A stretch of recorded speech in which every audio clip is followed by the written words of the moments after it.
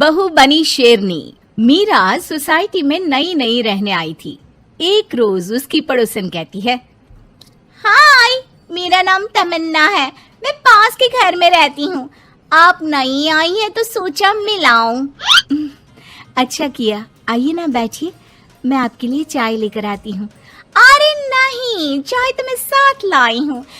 सोचा आपने अभी अपना किचन सेट किया होगा कि भी नहीं। ये तो अच्छा किया, सच बहुत मन था चाय पीने का। ये मेरे हाथ के नमकीन खाइए। मीरा और तमन्ना में दोस्ती हो जाती है, लेकिन धीरे धीरे पता चलता है कि दोनों हैं एक दूसरे से बिल्कुल अलग। एक दिन दोनों पार्क में घूम रही थी कि एक लड़की मीरा को देखकर कहती है, कैसे रंग की साड़ी पहनी है, एक तो इतनी गर्मी, ऊपर से चटक रंग, कितनी गवार दिख रही है ना ये पीली साड़ी वाली। हाँ, और बाल भी कैसे उड़े उड़े हैं। तमन्ना को गुस्सा आ जाता है। हाँ, तो उसके उड़े हैं ना, तुम लोगों को क्यों जलन हो रही है? और रहा सवाल साड़ी के रंग का, तो जरा फैशन सेंस ऑन करो। इस समर ये रंग ऑन फैशन है, समझी? वो दोनों लड़कियां तमन्ना से लड़ने आ जाती हैं कि अरे छोड़ ना, जी रहने दीजिए। हाँ, सही कह रही हैं, खराबी तो है मेरे बाल और साड़ी, आप प्लीज जाइए यहाँ से। अरे क्यों इतना स्वीट बनती है तू सबसे? हर किसी को जवाब दिया करना। अरे क्या करना है, वो बुरा बोल रहे हैं तो अपना मुंह भी खराब कर ले क्या? ऐसा नहीं होता है, किसी की बुरी बात सुनने का मतलब है कि वो लोग सही बोल रहे थे। अरे किसी के बोलने से क्या होता है, हम क्यों अपना मुंह खराब करें? खैर, मीरा शांति से रहती, बच्चों को देखती खिलाती। उसका पति काम के सिलसिले से हमेशा बाहर ही रहता था, तो वो कोशिश करती कि उसके बच्चों को किसी भी चीज की कमी ना हो। एक रोज सास कहती है, अरे सारा दिन बच्चों में लगी रहती है। पता है बेटा यहाँ नहीं रहता मेरा, लेकिन मजाल है कि ये मेरा ख्याल रख ले। माफ करिए माँ जी, वो मयंक को स्पीच थेरेपी दिलाने ले गई थी, मैं अभी आपकी चाय बना देती हूँ। अरे चाय नहीं चाहिए, चाय पिला पिला कर मार दे तू। तेरे बाप ने बोला था कि शादी के वक्त 2 लाख देने के लिए, अभी तक 1 लाख दिए हैं, बाकी के पैसा कब देगा? बच्चे हो गए लेकिन दहेज पूरा नहीं दिया। माँ जी, वो पैसे उन्होंने मयंक के पापा को बिजनेस लगाने में जो मदद की थी ना, उसमें दे दिए थे। अरे वाह जी वाह, उसमें तो देना ही पड़ेगा ना, वो तो अलग से पैसे थे। तू रोज खाती है पीती है, उसके पैसे कहाँ से आएंगे? और ये तेरे बच्चे। तभी मीरा को गुस्सा आ जाता है। वो सास को आंख दिखाती है और सास कुछ सोचकर वहां से निकल जाती है। तभी वहां मीरा की दोस्त आ जाती है। क्या कह रही थी? कौन से पैसे ले लिए तेरे पापा ने? मीरा मुस्कुरा देती है। अरे वो पुराने लोग हैं ना, अपने तरीके से सोचते समझते हैं, छोड़ ना। और पता कैसे आना हुआ? अरे तेरा कुछ नहीं हो सकता, मेरी सास होती ना तो ऐसा मुंह तोड़ जवाब देती कि देखती रह जाती। मीरा मुस्कुरा देती है। मीरा सारा दिन घर का काम करती, शाम को तमन्ना के साथ अपने बच्चों को लेकर पार्क में जाती, जहां दोनों के बच्चे मिलजुल कर खेलते। अच्छा तमन्ना, मैं कुछ दिन बिजी रहूंगी, हस्बैंड आ रहे हैं ना, तो अगर मैं ना आ सकूं तो तुम आ जाना बिना कुछ सोचे।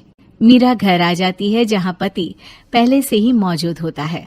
तो मोहतरमा, वक्त मिल गया पति के लिए? अरे आप तो कल आने वाले थे ना? हाँ, लेकिन सरप्राइज देने की सोचा तुमको। कहाँ गए थे बच्चों के साथ? अरे बस पार्क तक गई थी, बच्चों को खिलाने के लिए। वैसे अगर आपने सरप्राइज नहीं दिया होता तो मैं कुछ स्पेशल बनाती आपके लिए। अरे तुम्हारे हाथ की तो सिंपल दाल भी स्पेशल होती है। कुछ भी बना लो मीरा। मीरा का पति उससे बहुत प्यार करता था, वो उसे समझता था, लेकिन कभी कभी उस पर गुस्सा भी हो जाता था। अरे घर पर कोई है? कहाँ है मीरा? तभी तमन्ना के कान में मीरा के पति की आवाज आती है। यार बच्चे बच्चे, हमेशा तुम्हारा ध्यान बच्चों पर रहता है। चलो ठीक भी है, लेकिन मेरा भी तो सोचो। तुम्हें कौन सी शर्ट साफ करने को कहा था और तुमने कौन सी कर दी? यार पता नहीं ध्यान कहाँ रहता है तुम्हारा। जरा सी भी स्मार्टनेस नाम की चीज नहीं है, न बोलना आता है न समझना। मुझे आपने सफेद शर्ट साफ करने को कहा था, ये सफेद ही तो है। अरे पागल औरत, मुंह से सफेद निकल गया होगा, ये नीली करनी थी। लेकिन तुम खुद की अकल लगाओ तब ना पता चले कि कौन सी करनी है। तमन्ना बाहर खड़ी सब सुन रही थी। उसने वहां से निकल जाने में ही भलाई समझी, लेकिन अगले रोज पार्क में। देखो, मुझे गलत मत समझना, मैं ये नहीं कह रही हूँ कि तुम अपने पति से लड़ो या उसका मुंह तोड़ दो, लेकिन अपनी बात रखना तो सीखो। जमाना ऐसा नहीं है कि कोई किसी को कुछ भी सुना दे और अगला चुप रहे। चुप रहना ठीक है, लेकिन एक लेवल तक। मैं समझ रही हूँ तमन्ना, लेकिन मेरा नेचर कभी रहा ही नहीं। हाँ, मुझे भी गुस्सा आ जाता है, लगता है गलती कहाँ है, पर समझ में ही नहीं आता कि बोलूं क्या। खैर, बात आई गई हो जाती है। एक दिन मीरा के घर में बैठ तमन्ना और मीरा चाय पी रहे होते हैं कि वहां मीरा का बेटा रोते हुए आता है। मीरा घबरा जाती है। क्या हुआ बेटा? बेटे का रो रो कर बुरा हाल होता है। वो सिसकियां भर रहा होता है। क्या हुआ बेटा, कुछ तो बताओ। तभी पीछे से मीरा की बेटी भी आ जाती है। क्या हुआ भाई को बेटा? माँ, नीचे एक अंकल ने उसकी हंसी उड़ाई, उसे तोतला बोला। मीरा को बेटी की बात सुनकर गुस्सा आ जाता है। वो दौड़कर पार्क में बेटी के साथ जाती है। तमन्ना भी मीरा के पीछे जाती है।